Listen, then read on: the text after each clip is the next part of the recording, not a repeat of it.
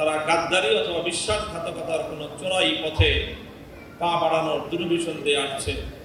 সবচেয়ে বড় বেনিফিশিয়ারি গোষ্ঠী তারাই যারা আজকে ক্ষমতাসীন। তারা 5ই আগস্ট চোখের পানি ছেড়ে দিয়ে দিয়ে জাতীয় এবং আন্তর্জাতিক গণমাধ্যমের কাছে অকপট স্বীকৃতি দিয়েছে। এই সকল ছোট ছোট ছেলেরা মেয়েরা তারা রক্ত দিয়ে বাংলাদেশকে মুক্ত করেছে এবং 15-16 বছরের ফ্যাসিবাদের জাতাকল থেকে তাদেরকে মুক্ত করার ব্যবস্থা করে দিয়েছিল। দুর্ভাগ্যজনকভাবে সেই মানুষগুলোই আজ ক্ষমতার মসনদে আসীন হওয়ার পর কেমন যেন তাদের চেহারা পাল্টে গিয়েছে, তাদের মনোভাব কেমন যেন পরিবর্তন হয়ে গিয়েছে। আমরা দ্ব্যর্থহীন ভাষায় বলতে চাই যে জুলাই যোদ্ধাদের প্রতি, জুলাই আহতদের প্রতি প্রকৃত সম্মান সেদিনই আমরা প্রদর্শন করতে পারবো যেদিন এই সকল শহীদ এবং আহতদের স্বপ্নের বাংলাদেশ আমরা গড়তে পারবো। বৈষম্যহীন বাংলাদেশ আমরা যেদিন করতে পারবো, ফ্যাসিবাদের দুয়ার যেদিন আমরা চিরতরে রুদ্ধ করতে পারবো, সেদিনই আমরা তাদের প্রতি প্রকৃত সম্মান প্রদর্শন করতে পারবো।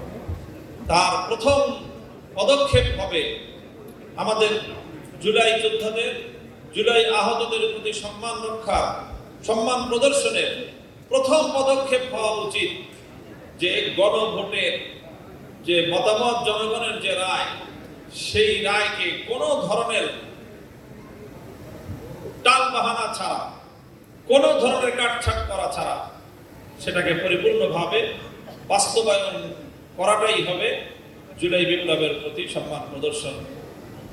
আমার আশঙ্কা হচ্ছে যে আমাদের শাসক মহল তারা গাদ্দারি অথবা বিশ্বাসঘাতকতার কোনো চোরাই পথে পা বাড়ানোর দুর্বিষণ দিয়ে আসছে।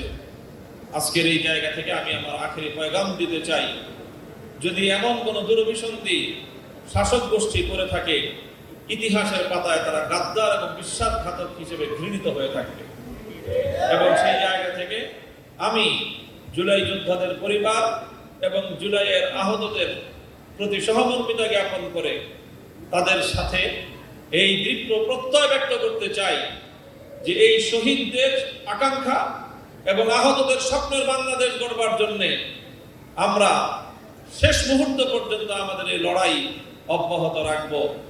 জুলাই চলছে, জুলাইয়ের এই অনিঃশেষ চেতনা বাংলাদেশ থেকে আমরা কোনোদিন নির্মূল করতে দেব না, ব্যর্থ করতে দেব না। যে কোনো মূল্যে ইনশাআল্লাহ আমরা জুলাইয়ের এই বিপ্লবকে, জুলাইয়ের আকাঙ্ক্ষাকে আমরা বাস্তবায়িত করে ক্ষান্ত হব।